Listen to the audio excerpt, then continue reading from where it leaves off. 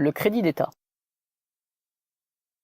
État vient du latin status, dérivé du verbe stare, qui signifie au sens premier se tenir debout. Synonyme de verticalité, système pyramidal, sédentaire, stock, spéculation. Le contraire de horizontalité, système coopératif, mobilité, pas de stock, partage.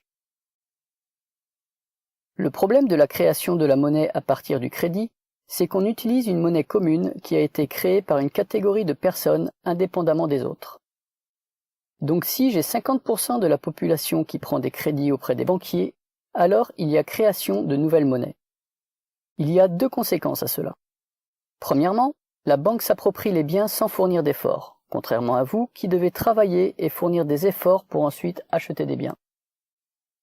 Deuxièmement, comme il y a une nouvelle création de monnaie, ils font varier les prix à la hausse. La masse monétaire augmente, donc la monnaie perd de la valeur.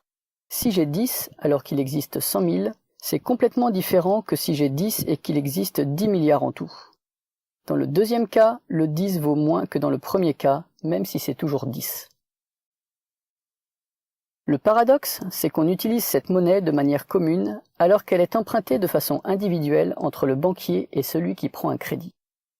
On se retrouve avec une monnaie commune utilisée par tout le monde mais créée individuellement. Sachant que les plus gros demandeurs de crédit, c'est l'État. Et oui, l'État représente tous les citoyens. Il s'endette au nom du peuple auprès des banques. En résumé, l'endettement individuel des représentants de l'État est garanti par le remboursement collectif des citoyens. Pile je gagne, face tu perds. À savoir, 85% de la monnaie euro créée en France vient de la signature de crédit des ministres d'État. Le reste vient de la signature de crédit des entreprises et des particuliers. Il faut aussi savoir que le salarié doit acheter tout ce qu'il produit en payant un intérêt pour la banque et une marge pour l'entreprise.